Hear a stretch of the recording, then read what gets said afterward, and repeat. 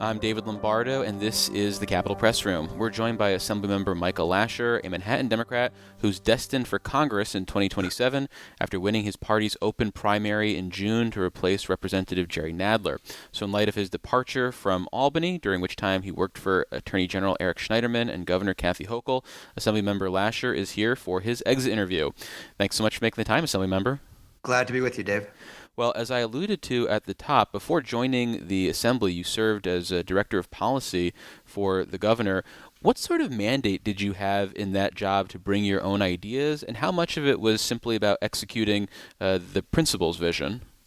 Well, it was a great job. I loved doing it. I joined, I think my first day was November 17th, 2021, with 7 weeks on the clock before the governor was set to deliver her first State of the State. And the biggest part of that job, the meat of it, was really to develop the annual State of the State agenda and to both solicit and elicit ideas from agencies and colleagues in the governor's office, to come up with ideas, to kind of organize all of that for discussion with the governor, and be a sort of ringleader in putting together an agenda that can then be articulated as part of the State of the State. And so it was really kind of an iterative process in the development of that agenda. I did 3 of them,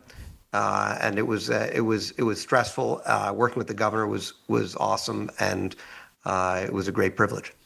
But when you joined, the governor had only been the governor for about 2 months at that point. So I have to imagine you're starting with a lot of blank paper. And so did that mean you got to be very influential in shaping the direction, or maybe dumping in pet projects from your time working for Bloomberg or Schneiderman, or maybe in the private sector?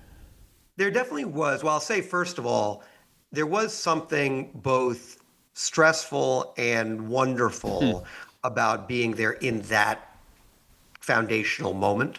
I think it's one of the reasons that the governor and I were able to build a strong relationship. I think it's one of the reasons I built strong relations with my colleagues, because we were all there trying to sort of stand up this new government with, as you say, a lot of blank paper. And that's a real bonding experience. And that was definitely what we were all dealing with.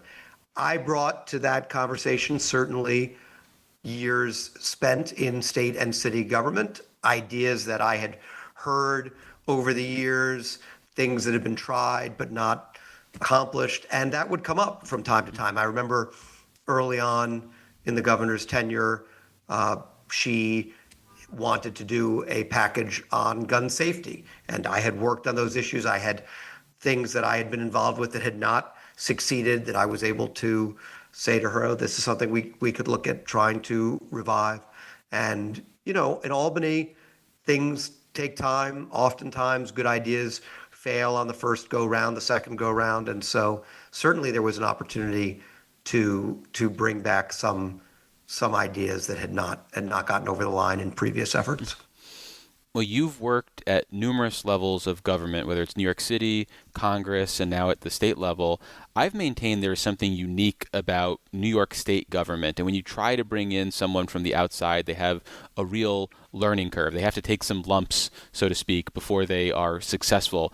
To what degree do you think Planet Albany is unique, like I'm talking about? Or do you think my thesis is garbage and, it is kind of plug and play? It's a really good question. I think certainly Albany is unique. I imagine every state capital has its own idiosyncrasies and particular characteristics. Albany being, I think the New York capital there's a level of intensity, the amount of money that gets spent on lobbying, on campaigns here for state office is probably, if not unique, certainly up there with California and a few other places.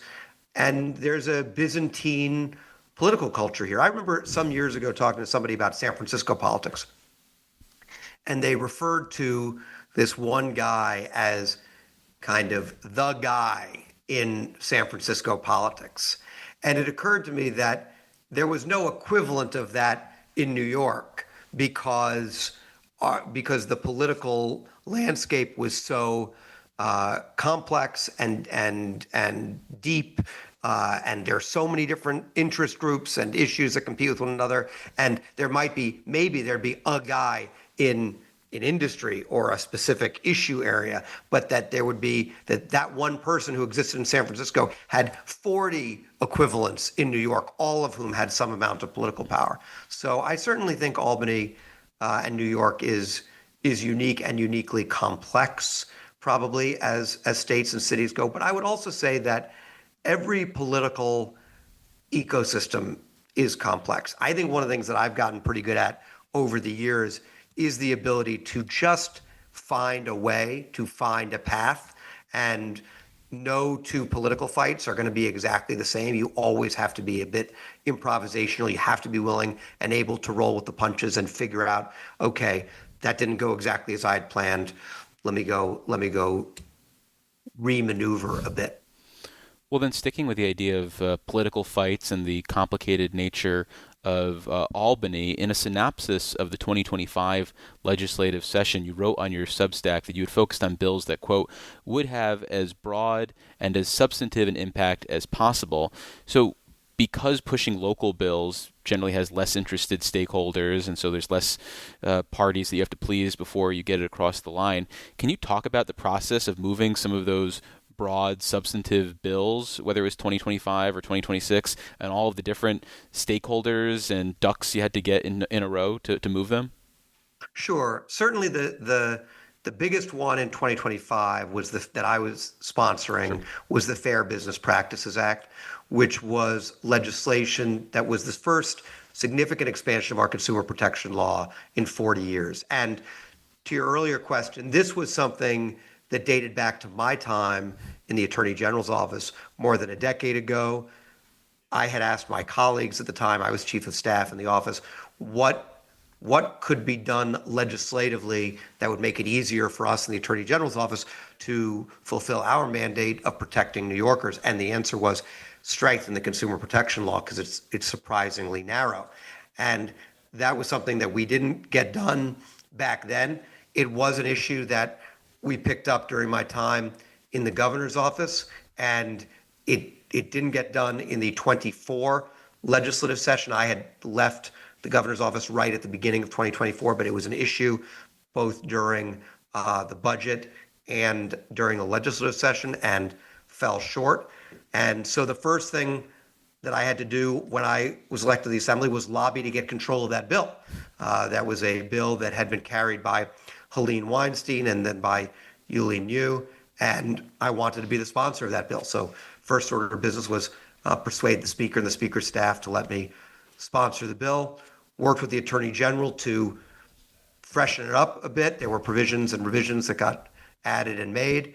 And then we set about trying to get it through the legislature. And it encountered fierce opposition from the banking and insurance industries. It was, I believe, during the legislative session, the second most lobbied against bill in the legislative session. And what we ultimately had to do to get it passed, it was a bill that both expanded the Attorney General's authority and expanded an existing but very narrow private right of action under the law. And ultimately, we had to jettison the expansion of the private right of action to be able to get it to the floor of the Assembly and of the Senate. And that happened literally in the final minutes and hours of the Senate being in session. In fact, it was added, the ice cream had already come out on the Senate side. What people thought was the last bill agenda had been issued. And when I thought we had our breakthrough on the bill, and I remember it was about midnight in the Capitol, I went over to the Senate, I saw Brad Hoylman Siegel, and I said, are they gonna do my bill? I think we're gonna do my bill. He said, Micah, the ice cream's out. They put out the last agenda. They're not doing your bill. But as it turned out, we had succeeded in getting the breakthrough that I thought, and got it to the floor on the Senate and got it voted on in the Assembly in the last final hours of our session as well. Well, I want to come back to your career trajectory because during your congressional run, there was a lot of talk about how you'd long had dreams of succeeding Representative Nadler, who you previously worked for. Was there, though, any time in your career when you felt yourself moving away from that career path? Was there ever something, maybe professionally or personally, where you thought, no, this is going to be the identity of Micah Lasher, and that's going to be some other guy serving in Congress? Uh, the answer is yes. It's a really good question. I think the clarity of vision and purpose that has been ascribed to me in this context dramatically overstates whatever clarity I ever had. And I think that's sort of natural, right? People in politics are ambitious by definition. You don't run for Congress if you're not ambitious, and so there's a tendency to assume that uh, people who are in my position have sort of had it all mapped out and have kind of stuck to a plan forever. But the reality is that number one, to this day, I have a somewhat ambivalent relationship with the process of running for office and with being a politician. And my interest and willingness to do that has ebbed and flowed over the years. I would say that the years that I spent in high level positions on the staff side of government have probably been the times when my interest in running has been at its lowest, because you're in this phase where you can have a real impact, where you can make change through government, where you can do the kind of problem solving that excites me without subjecting yourself to some of the less fun parts of actually standing for office and having your name on the door. Obviously, my family, I have a really I have a blessed life. I have three kids. We have a wonderful family life. I try to and enjoy spending time with my family, and there are real trade-offs there with being an elected official. So it's very much been an ebbing and flowing dynamic. And as for succeeding Jerry, that Jerry Nadler has been an icon in my political world since I got involved in politics. And I have watched now several generations of elected officials who were talked about as people that might be likely to succeed Congressman Nadler. And so there was something pretty humbling and wild about the fact that after all of these years, when this moment arrived, that I would have an opportunity to do that, and it obviously sets a very high bar for me going forward. Well, we've been speaking with Assemblymember Micah Lasher. He is a Upper West Side Democrat who will be heading to Congress in 2027. Assemblymember, thank you so much for making the time. Really appreciate it. Glad to do it. And for more of Assemblymember Lasher's reflections on working in and around New York State government, check out our Dispatches from Planet Albany podcast, which you can find wherever you download your favorite shows or at capitolpressroom.org.